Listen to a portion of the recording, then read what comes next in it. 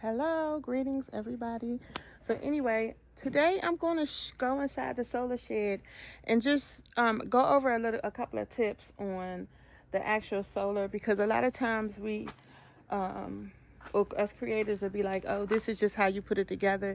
But not only do you need to put your solar system together right, but you also need to know how to program it and be able to diagnose problems and solutions on your own, so you don't have to call an electrician and pay all of that money for them just to come out. I mean, if you think about it, a lot of times just the service call alone could be over $100 for them to come out, and it's something simple to fix. So one of the things I strongly recommend is to read your manual.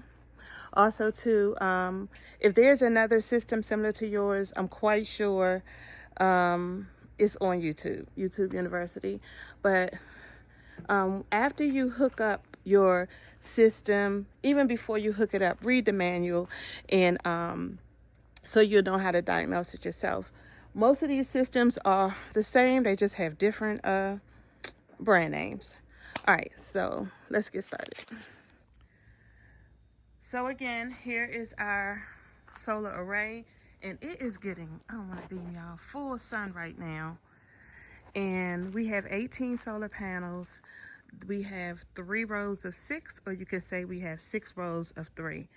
These 6 are together, the middle 6 are together, and the end 6 are together. And what I mean by together, these first 6 are connected positive, negative, positive, negative, and it has one negative wire left and one positive wire left, and all 3 of them are like that. So 1, 2, 3, you end up with 3 positives and 3 negatives.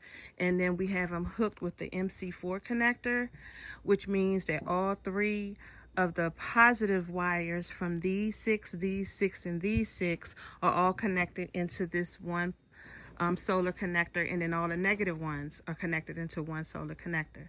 And then the MC4 connectors have another end where you end up with 2, which is coming in. So I do have another video explaining that.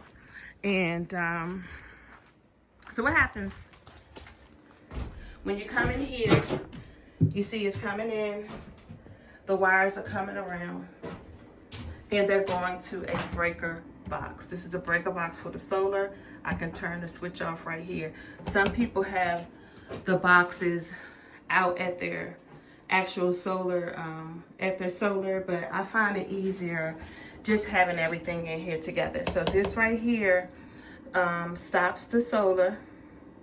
We turn that off, it'll stop having solar coming in. Batteries. For the batteries, For the batteries, these are server rack batteries. They are 48 volt by 100 amp hour batteries.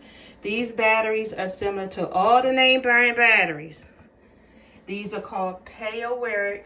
I got these off Amazon. The link will be in the description. You can see it's early in the day and we're already at 100. We mostly stay at 100%. So I'm going to explain something about this as well, because these batteries, okay, you need 2 gauge wires, these thick ones. A lot of times when you go to, they do have them at Home Depot and stuff like that. You can order, but you can really order them in bulk online. Or Amazon, I think Walmart, I'll put the link. And then you want a breaker box for your batteries, okay? You want to be able to shut off your batteries. So the batteries are going to a breaker box. Now, the important thing, one rule of thumb about these server rack batteries, if you're using more than 2, I strongly suggest, by all of my research, that you get a bus bar. So basically, all of your batteries, you can have 2 together and then have those going to a bus bar. Or you could just take your batteries and just take them straight to a positive and a negative bus bar. And then you take that bus bar to your power switch for your battery. And then you take that in, okay? Inverter. Let's talk about this inverter. We got this inverter. This is a POWMR inverter. It's 5,200 watts, okay? And it's a hybrid inverter. This inverter only has one PV input. That means that it only has one input where we can bring in our solar panels. And because of this, we had to use MC4 connectors out there to parallel our panels together. But if you have more than one PV input, you can actually parallel some panels together, bring them on in to a breaker box, and then you can parallel a second set of panels together, bring them into another breaker box and put them in the other PV port, bringing you in more power. And that is really good because then you can take your solar panels and you can have a set of solar panels in one area where you're getting sun, and then maybe in the evening you can set another set of solar panels in another area where you are getting more sun, or you can set up a solar system where you can kind of turn your panels. But either way, more solar power, the better, more batteries. All right, so next I want to explain about this power distribution box. Because this is a hybrid inverter, if this can be also used in a residential home. However, because we're off grid, we have this power distribution box so that we can plug our 30 amp. We have a 30 amp extension cord. This distribution box is it's so nice. It has a breaker box. I don't know if I can get that open. I gotta unscrew those. But it actually has breakers already inside of it. So you can wire directly on in there because it has the breakers inside of it. And it has the 20 amp, two 20 amp power sockets, a 30 amp socket, and a 50 amp socket. And you can actually take a power source right here, which we're going to do, and plug it in, and then with surge protection, and then drill the power surge right onto that backer-board wall right there. And you can have additional plugs if you want to plug in for other things. But right now we have our RV cord plugged in here, and this is coming from the AC out. All right, so now let's talk about if there's a cloudy day and we're not getting enough solar coming in from the sun. We have set up our solar system so that we can actually get charged from our generator. And I'm getting ready to show you that right now. So this inverter, and all inverters, has AC input, and it also has AC out.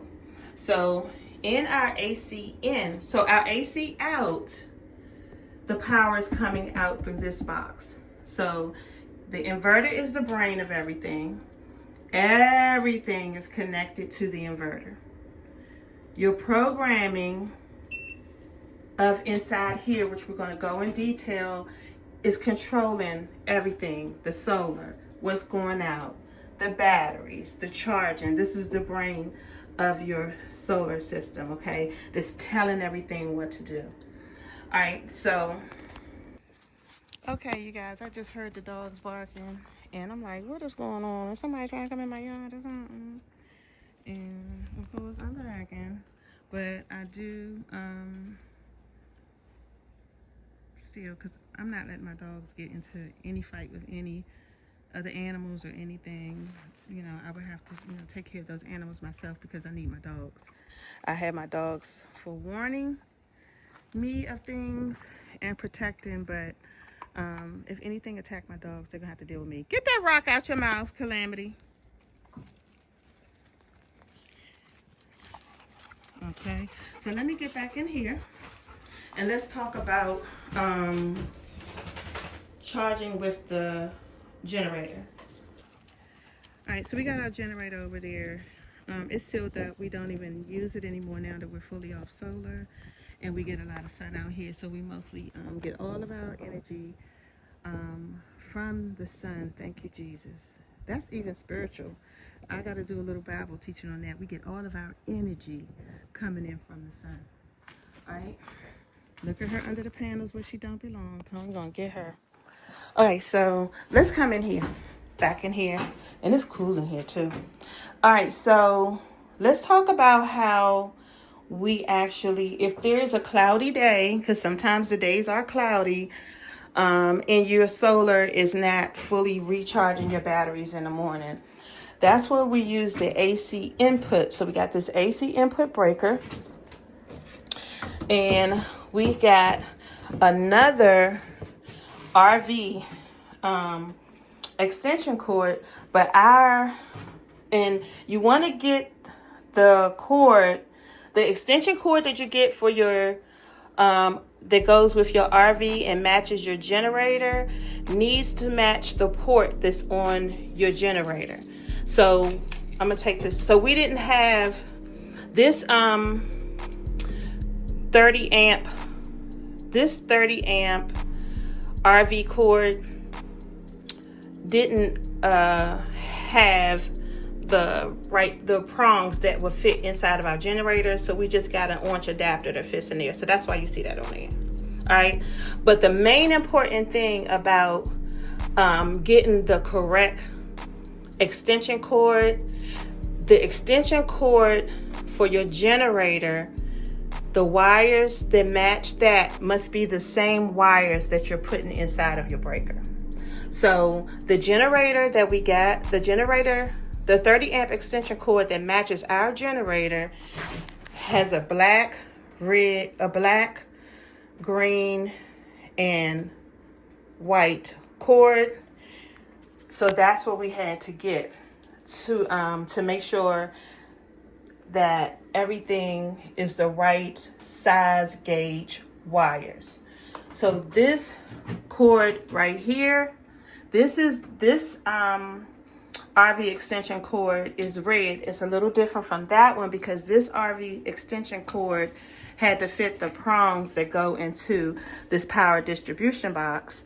And then our actual RV is going inside of this outside near the RV. So our RV extension cord is plugged into this, which is an RV extension cord that matches the power distribution box. This extension cord, this RV extension cord that we're using for the generator, because we needed to use these prongs, we have the orange adapter, and then we had to make sure that it had the green for ground, the black, and the white. All right, and that's the same ones we're using here.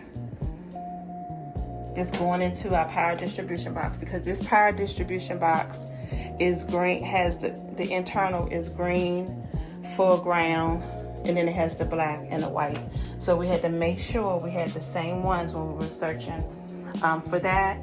And then I'll have these links too so you can understand. So that's another thing, you need to make sure you have the correct wires for everything that you're using. Okay, I'm back. It's a new day. Things happen. So anyway, let's back up where we left off.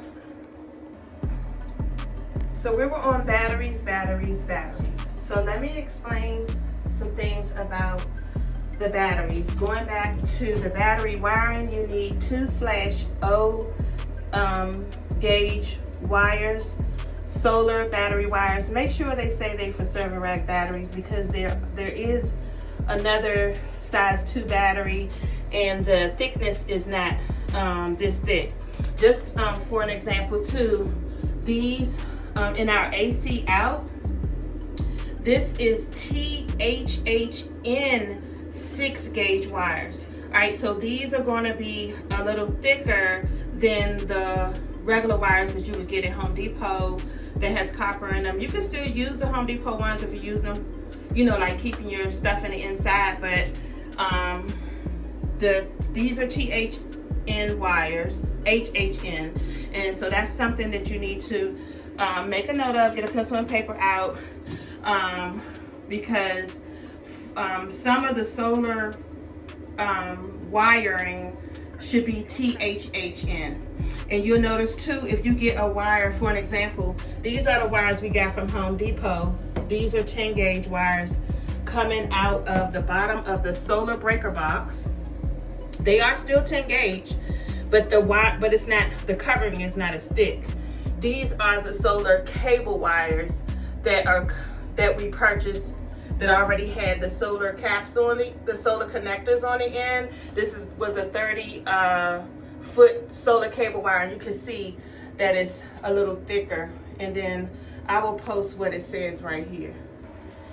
All right, so getting back to the batteries, my batteries now are charging and they are at 64% and one is at 67%. It's early in the morning. All right, so let's go back over the battery wires. You need 2/0 gauge wires for these server rack batteries. Some research suggests 1/0, but I think 2/0 is best. Now these batteries are POWMR batteries. They're just like the brand name. I got these off Amazon, 2 for $12.99. They do sell them in sets of 3 and 4. These batteries do not have the CAN and the RS where you can put the plug that into your CAN and RS into your inverter, and then it could read everything more clearly so you can use it from your phone. But no worries about that, because you can get a Wi-Fi dongle. So any batteries that you buy that don't have the CAN and the RS 485 ports to plug directly into your inverter, you can get a Wi-Fi dongle and it will give you the same information. Also too, because I have these batteries going in here, my screen on my inverter can still read these batteries without the CAN and the RS485. But if you have the Wi-Fi dongle, you'll be able to see everything from your cell phone when you are away. It allows you to do that with the POWMR. Now some of them already have a built-in Wi-Fi where you can see them, but the dongles are under $50, and we're actually going to get one and plug it right on into the Wi-Fi port under here. But anyway, these batteries also have an off breaker switch right here, and they also have 2 connections for hot and negative, and they also come with a battery screen. So when I press the button, you can even see the cells in here. See, you can even turn these charge on, charge off. You can control it right from here, and then here are all the cells, and then it goes back to the main screen. Okay, so now I do want to notice the batteries are not discharging.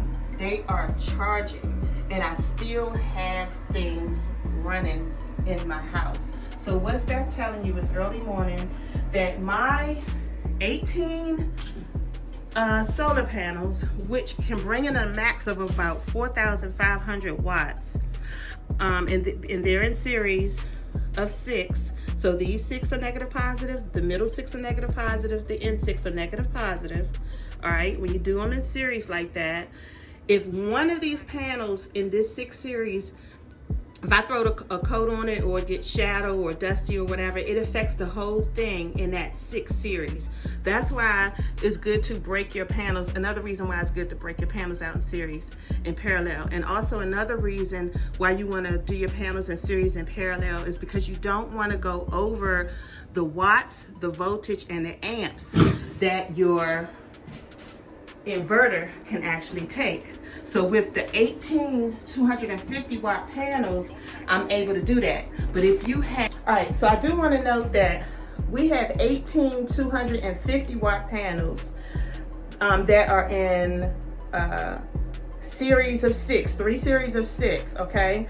But if you have, and it's done like that because we can get the maximum wattage and the maximum amps and volts that our inverter, 5200 watt inverter, can allow. But if you had 100 watt panels or 550 watt panels, you wouldn't do yours in series of 6 in parallel. You would have to do the math to make sure that you don't go over the watts of your inverter, over the watts, the voltage, and the amps of your particular inverter, okay?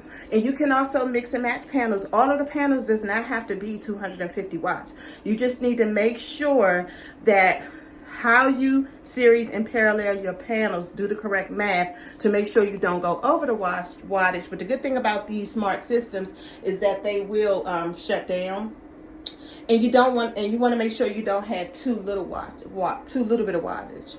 And so one of the ways you could do math by hand, or we just use AI, ChatGPT, Perplexity.ai, or just use Google and do the math. You ask it, tell it what you have, take a photo of your panels, take a photo of the label on the back of your panel, and then you can actually take a photo of the manual, or just put the input of what you have in your inverter, the type of batteries that you have, and everything that you have. And you can actually use AI to help you also with your math. And then what we also did was we didn't just plug everything up at one time. We did a series of 6, and then we plugged that up. We watched and see what was coming in. Then we did the next series and plugged that up. So those are safer ways you could do add-ons as you see fit. Okay. So as I mentioned, we see that my batteries are charging. They're not discharging. So that's telling me that everything right now is running off solar because I don't have anything discharging. So because I don't have anything discharging, I'm going to go in here to the kilowatt section. So not the kilowatt, but the one that says kW. You see that? So I'm bringing in 1,900 watts right now, and I'm using 906 watts. So you have to be bringing in more wattage than you're using for your system to be charging. And when it's charging, it's blinking green. Most of these systems, I'm trying to tell y'all, is almost alike. They just have different names and different wattages and things like that. But I've looked at several of them, and even the main screens are almost alike. So let's go over the screens real quick. If you go through here, this is a screen. This is the main screen that we look at on the to look at how much we're bringing in and how much we're using. How much we're using. This is another screen with the amps. This is another screen with the voltage. And then this screen is always blank. And this screen right here just tells you the maximum of what your system is. So let's look at this. My system can bring in a maximum of 500 volts, 100 amps, and it's a 5,200 kilowatt system.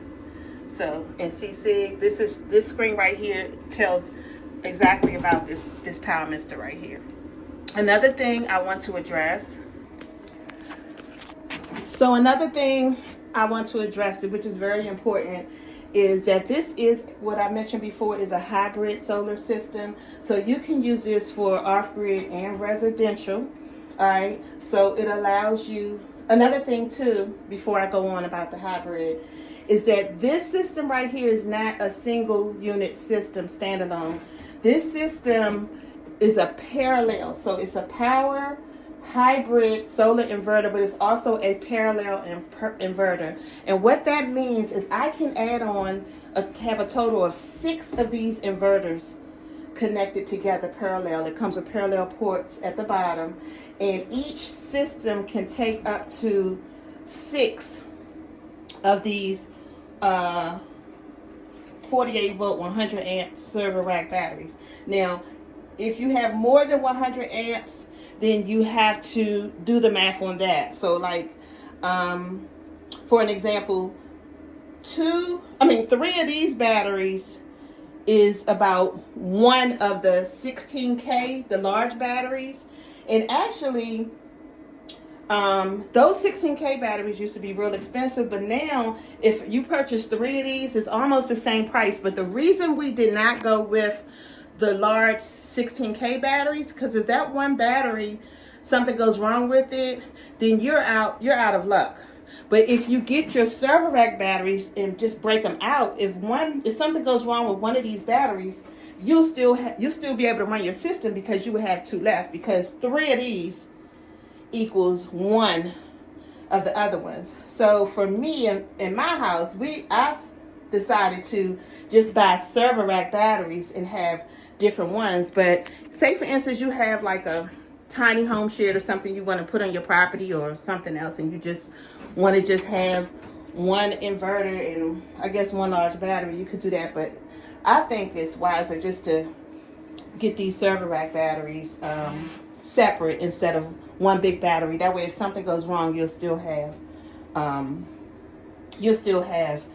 two batteries or however many batteries left that you can use. Okay,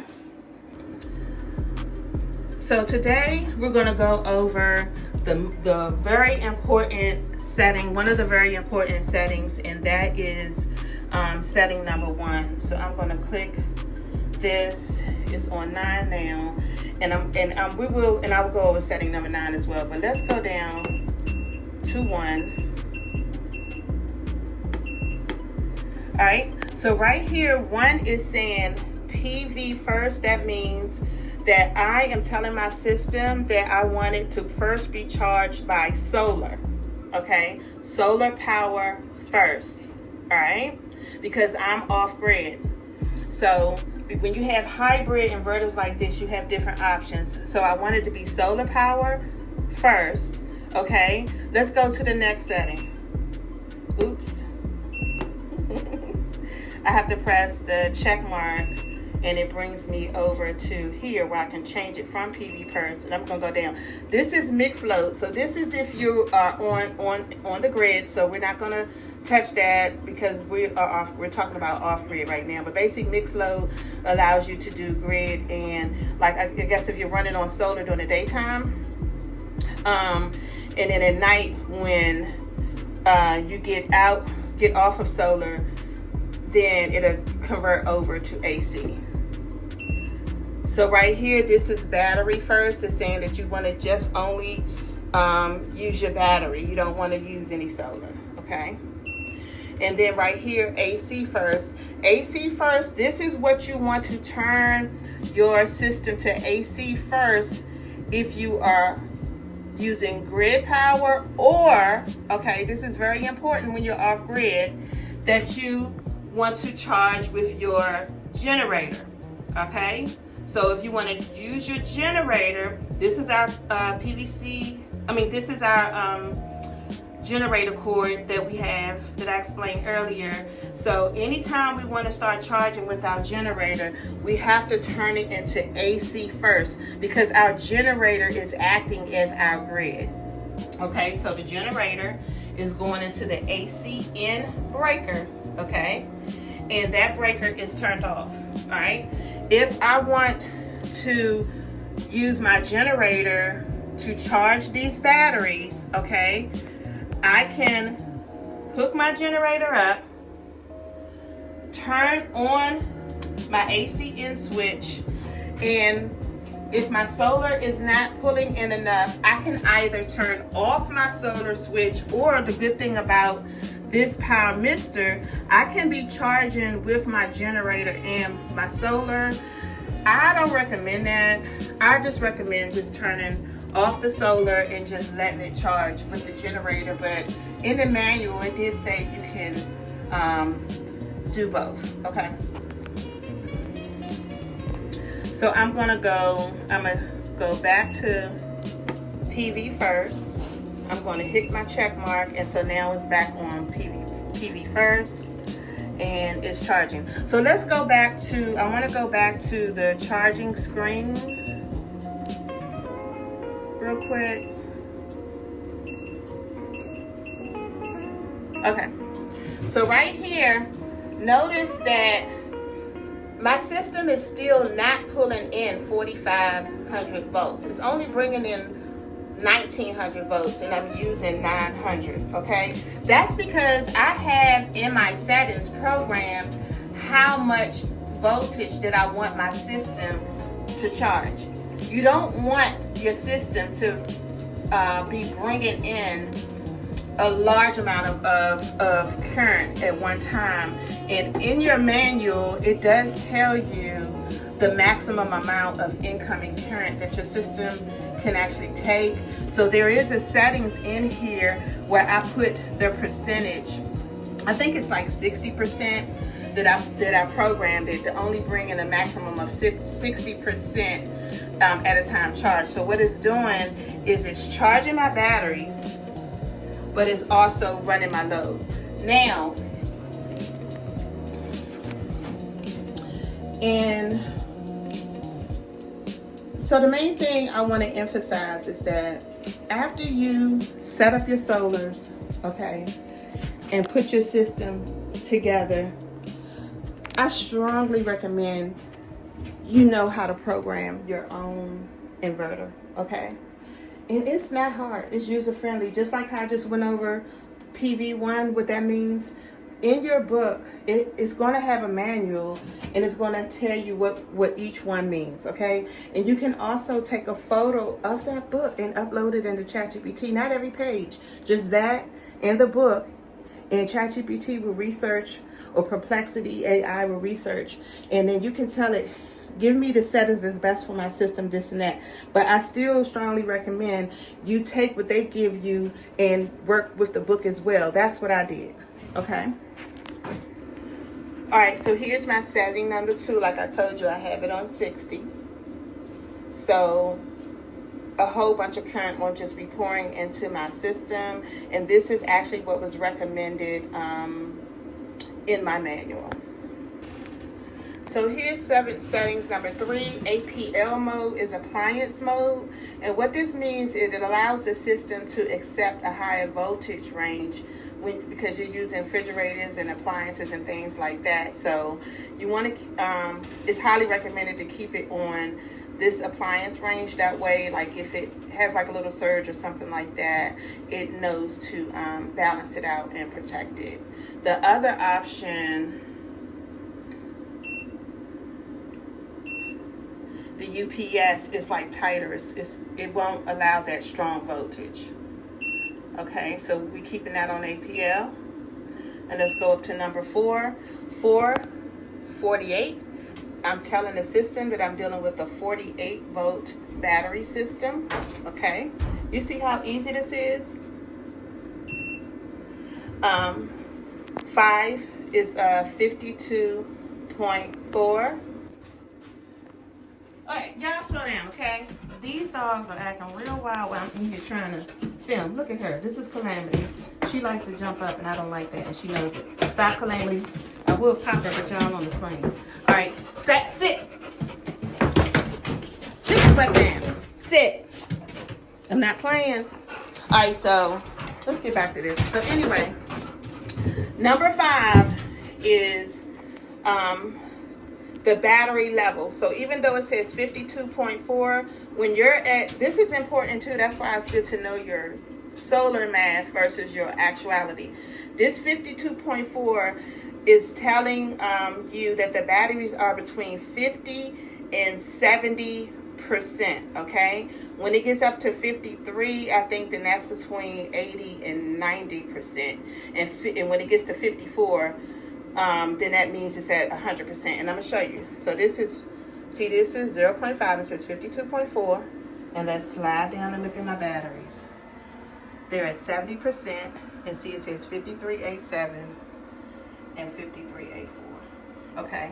So that's what it means. That's your battery level. So it's not at 50% because these are 51 point something batteries. So at 51 it would be lower. Okay, let's go to the next screen. Hybrid. So they recommend you keep it in hybrid mode on here. This is the standard mode, but I do want to show you the other options. So I'm going to press the check mark. And this is only PV. That means it's only going to be using solar. And you want to have it in hybrid anyway, just in case you need to charge with your inverter. And then it's back to hybrid. So then we're going to check that off. We're going to go back up to, now we're going to go to number 7. You see how, so what this means is the maximum charge current is 60 amps. The system will not allow more than 60 amps of maximum charge current coming in for this 48 volt system. So that's the one that needs to be set because I have a 48 volt system for this POWMR, okay? But let's look at the other options just so you can see. So we're gonna check that off and see how it can go up. You don't want it going all up to 70 and all that. For this system, it's 60. So we're gonna keep it there. And how you know that? Because you're gonna read your manual, okay? All right, so now we're on number 8. And number 8, you always wanna set it to user. You don't want the system to automatically do anything on its own. You need to program the system based on what you have, based on your solar setup, based on how many batteries you have. So it's always recommended, and most of the ones that I was reading is to always set it to user defined, okay? So let's go to number 9. Number 9, this one is so important, okay? So for number 9, you see how it says 56? So when my voltage gets up to 56, see it's at 53, it's going to stop charging, okay? It's not going to go past 56 voltage. Then my batteries are going to be full, and then it's going to go on standby. All right? And so I think the voltage on the for mine, when I looked up the manual, said it could be like 56.8 or whatever, but I wanted to be on the safe side. This can actually go up higher, but I want, depending on the type of battery you have, but to be safe, I stopped mine at 56 because when I came in, that's one thing you want to do when you first start watch your system. I noticed that my batteries was like 56 point something, and it was at 100% on standby. So I lowered the percentage down to 56, and it gets to 100 percentage, my battery stopped charging. Okay, so number 9 is very important because you don't want your batteries to explode. All right, so I maybe all right, so this setting number 10 is the voltage that's required for this POWMR inverter for my AC out. So even though my AC out is 120 volts, this CU130 is not talking about volts. It's the code that's used for a 120 volt system, okay? So that's the information that will come from your manual. So number 11 on this one is very important. This is my float charge, FC. And you can see it's when the voltage gets to 56, this is when it's going to hold my battery charging and put it on float, as I explained earlier. So this is very important, one of the very important settings. You see right now it's just on 53. And now I'm at 72%. And notice my batteries are charging kind of slow. It's saying it's going to take 4 hours for them to be fully charged, and that is because for demonstration purposes I have both AC units on and some things on in the RV just to show. Let's go back here.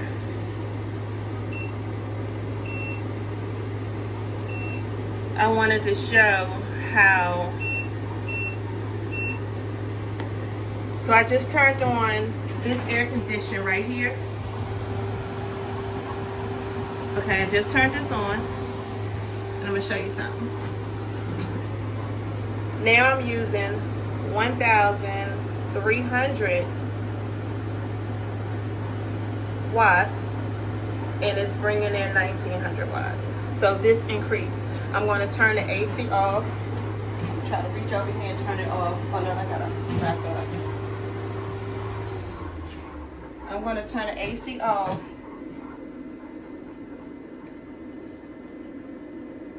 And you see that I'm bringing in 900, and it's still bringing in 2,000, about 2,000 watts. Because remember, the amperage on here is maxing out at 60 amps that it's going to bring in. Okay, so you see that.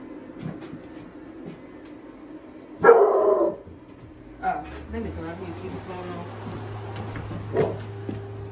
Probably barking at the neighbors. Hey. What you say, Chad?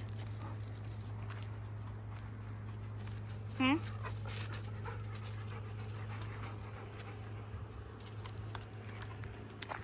And let me walk around, Jack. I've got to get rid of this stuff right here. Okay, dokie. So we're all clear. This fence right here looks like it's leaning a little bit. What do you think? Oh, it's on there tight. Alright. So let's get back in here real quick.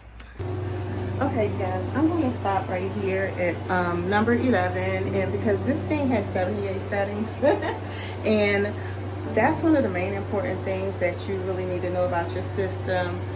But I am going to go over, you know what, let me go over a few things about charging. So remember, you need, in order for your batteries to charge, you need more power coming in than what's going out. All right, so I want to show you now, because I turned down my air conditioning. Now it's saying it's going to charge in 3 hours instead of 4. Okay, so the more items that you have turned off, the faster your system is actually going to charge. But normally our system is charged real early. Like when I go back in the RV, I don't really need air conditioning on right now. It's still early. I'll turn that off, and this system probably will be charged within 2 hours. And that's one of the main important things. Like I strongly, highly recommend that you can start off with 2 batteries, like we're doing, and then you can grow your system. So we're actually going to. I think that we have at least 6 of these batteries connected, and then go ahead and get like 6 more or something, and just keep them for future, because you know the batteries are going to run out in 10 or more years, just to have them, you know, buy them when they're on sale. But yeah, so anyway, this is the setup, which is very user friendly, and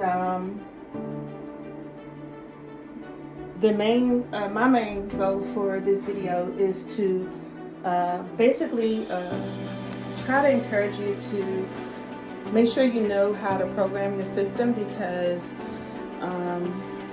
you don't want to have to call an electrician out or something out like that after you get everything installed. You want to be able to diagnose your system yourself, because it is very expensive to have an electrician just to show up with a service fee and then they go ahead and do something real quick. It's your system, you purchased it, all right? You need to know how to work it. It's just as simple as that. It's your system, all right? You need this if you're off grid. You depend on it, you rely on it. Get to know it like you know the back of your hand or the front of your hand. Get to know it, okay? All right? This is the Bible for your off-grid system, all right? So study yourself, okay? Study to show yourself approved, okay? A workman rightly dividing the word asunder, okay? So study, okay? And also too, I'm gonna go to the air conditioner. This air conditioner right here, whatever you do, get a automatic that can go on auto, so it can shut on and off. You don't want the one with the turn knobs. Inside the RV, we have the one with the turn knobs. I'll show you that one. I didn't even know it had turn knobs, but I'm glad we decided to put this one in here, because that way it's not constantly running and not constantly at night using the battery, because when it gets cool in here, it doesn't come on. It shuts off. And see, so when I close the door, and I have it set at 80, and the reason why I have it set at 80 is actually cooler in here than 80, but if it's hot outside, it's going to come on and still blow in cool air. You don't want it set real low, and then it's going to be putting a lot of pressure on your air conditioner. Your air conditioner is going to be on all day long. Even though it's set to 80, it's actually cooler. It just stays cool in here mostly all day. And see how it just came on? And the air is cold that's blowing out, so it's going to stay cool in here, okay? All right, so I'm outside. I did want to talk about to these rocks that I've piled. The other day, I actually was raking some of the rocks, and it was a big, huge scorpion.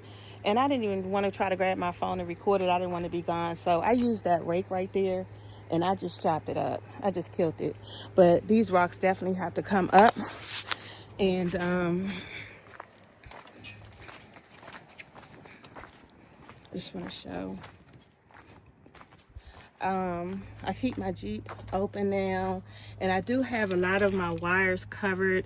I see right there, I do gotta cover that little section. I need a step stool or something to get in, but to cover those few right there that are kind of open. So they have this tape that has, like, I guess wire mesh in it or something that you can cover your wires with. So if rodents try to get in and chew, they'll chew into the wire on the tape, and they don't like that.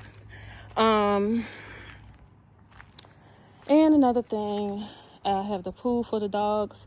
I'm getting ready to put some water in there and let them play around in their pool. But one thing about this pool I do want to say is you definitely need to put like a tarp or something in the inside, because they had already scratched a couple of holes in there, and you don't want to waste water out here and for it to leak. But look, they are waiting. They are ready to get in the pool. Look at Calamity. She's wild. Okay, let's see what he see. You see he done ran off. He just... What you see, Cass?